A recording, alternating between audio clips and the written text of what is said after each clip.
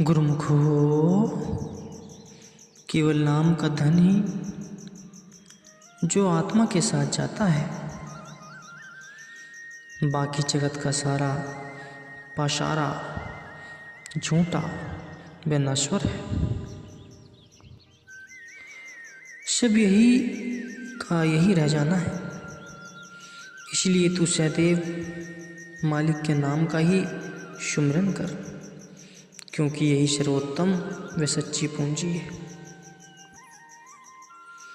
राजा भर्तहरि ने रत्नों जड़ित महल, हीरे जवाहरातों से जड़े असंख्य भूषणों व हजारों रानियों को त्याग कर वैराग्य धारण किया। एक दिन चांदनी रात के हल्के उजाले में धरती पर एक आदमी की पान की थूक को लाल समझकर वह जैसे ही उठाने लगा तो उनका हाथ थूक से भर गया। मन ही मन गहरा अफसोस प्रकट करते हुए वह कहने लगे, रत्न जड़ति सिंहासन तजे, तजी सहस्त्रो नार, अभी भी कामना ना तजी, ए मन मोहे धिक्कार। कहने का मतलब यह है कि मन पर काम, क्रोध, लोभ, मोह, अहंकार आदि हावी हुए रहते हैं। भक्ति के धन को सुरक्षित रखने के लिए इन शत्रुओं से अपनी रक्षा करना अति अनिवार्य है। भाई सत्ता और बलवान गुरु दरबार में वाणी का गायन किया करते थे। उनकी आवाज में इतना माधुर्य था कि जो भी उनका कीर्तन श्रवण करता वह शुद्ध बुद्ध भूलकर आत्मविभोर हो उठता। अपने परिवार में इतना किसी के लिए उन्होंने गुरु साहिब जी से एक दिन के चढ़ावे की मांग की। कुदरत का करिश्मा, उस दिन जो चढ़ावा चढ़ा वह उनकी उम्मीद से काफ़ी कम था। इस बात पर क्रोधित होकर सत्ता से और बालवर्ण वहाँ से उठकर अपने घर की ओर चल दी। गुरु साहिब जी के बुलाने पर भी न आए। अहंकार ने जोर दिखाया तो गुरु घर की निंदा करते हुए कहने लगे कि अब देखेंगे कि कौन इतना अच्छा कीर्तन करेगा और कहाँ से धन भेंट चढ़ेगा।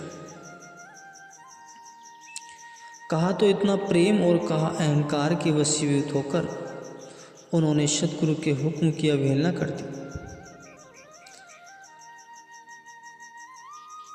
जिनका भाड़ा सत्य करके मानना चाहिए था उनकी बेअदबी कर दी।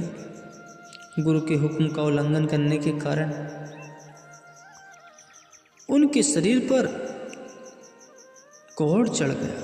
कोढ़ अंततः जब उन्होंने श्री चरणों में आकर क्षमा मांगी तब गुरु साहिब जी ने अपनी कृपा से उन्हें नवाज कर उन्हें भक्ति धन से भरपूर कर दिया।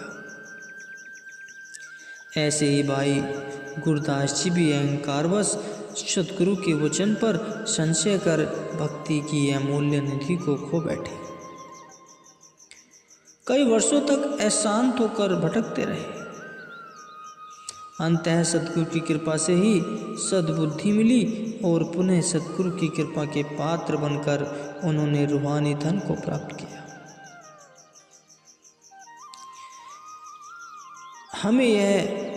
इससे हमें यह शिक्षा लेनी चाहिए कि मन हमें भ्रम में डालकर भक्ति से गुमराह न कर दे। इसके लिए सदैव अपनी इंद्रियों पर संयम रखना चाहिए।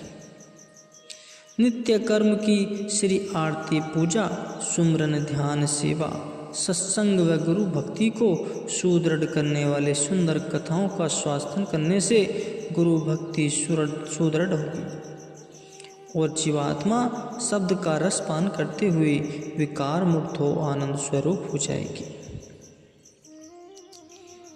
सद्गुरु दयाल हो जाए तो पलक झपकते ही रंक को राजा बना सकते हैं।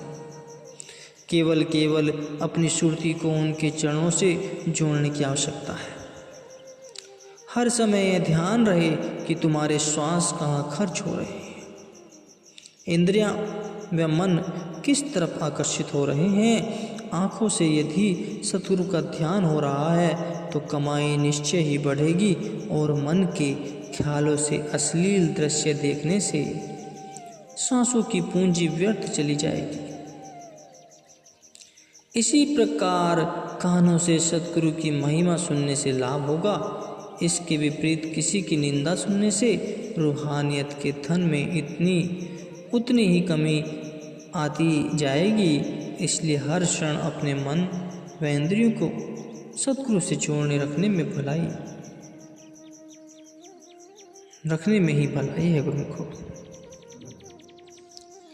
सतगुरु जीव को आगाह करते हुए कहते हैं कि हे प्राणी, तू सदैव अपने अंदर झांक कर देख, अपने मन पर नजर रख कि इसमें कैसे विचार चल रहे हैं। मन में अच्छे विचार भरो, क्योंकि अपने किए प्रत्येक कर्म का भुगतान जीव को अवश्य ही भुगतना पड़ेगा। इसलिए सदैव भक्ति वाले कर्म ही करो। अपने अनमोल सांसों की पूंजी को सतगुरु की भजन बंदगी में व्यतीत करो। सत्संग में जाने से रूहानी धन में वृद्धि होती है। आत्मा पर चढ़े हुए मलिनता के आवरण दूर हो जाते हैं। परम संत श्री कबीर साहिब जी अपनी वाणी में वर्णन करते हैं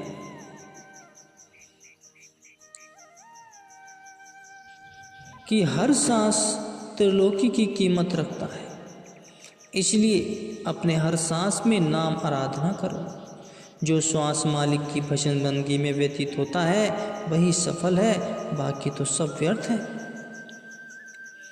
सतगुरु के चरणों का आसरा लेकर भव बंधनों से मुक्त होकर हर सांस में बंदगी करते हुए अपना लोक परलोक सवार लेने में ही जीव की भलाई है। सतपुरुष अपनी वाणी में फरमाते हैं, आँख कान मुँह ठाप के नाम निरंजन ले, भीतर के पट तब खुले जब बाहर के पट दे। कहते हैं कि आंखें, कान और मुख बंद करके अंतर में अनाद शब्द सुनने से वह शब्द तुम्हारी श्रुति को पिंड देश से निकालकर ब्रह्मांड की सैर करवा देता है। अंदर के कपाट खुल जाने से हृदय रोशन हो जाता है, किंतु ये पट खुलते तब हैं जब जीव अपनी श्रुति को बाह्य भौतिक जगत से हटाकर अंतर्मुखी कर लेता है। गुरुमुखो, एक राजा के राज्य में एक पूर्ण महात्मा जीव का आना हुआ। वे भिक्षाटन करके जीवन निर्वाह करते थे। वे प्राय शाम को सत्संग किया करते थे, जिससे सुनने के लिए हजारों लोग एकत्रित हो जाया करते थे। धीरे धीरे उनकी ख्याति राजा के कानों में भी पड़ी। राजा ने अपने वजीर को कहा कि जाओ और उन महात्मा जी को आदर सहित महल में ले आओ।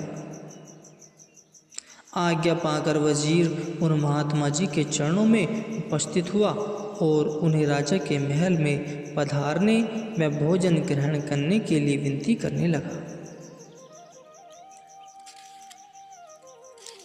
महात्मा जी ने कहा कि मुझे पास ही के घरों में से जिसका द्वार पहले खुला मिल जाता है, वहाँ से जो भी भिक्षा मिले मैं उसे ही पर्याप्त जान ग्रहण कर लेता हूँ।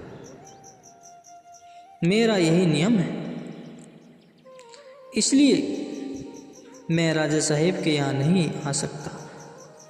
राजा को जब पता चला तो उसने अपने राज्य में ढिंढोरा पिटवा दिया कि कल सब अपने घर के द्वार बंद रखें।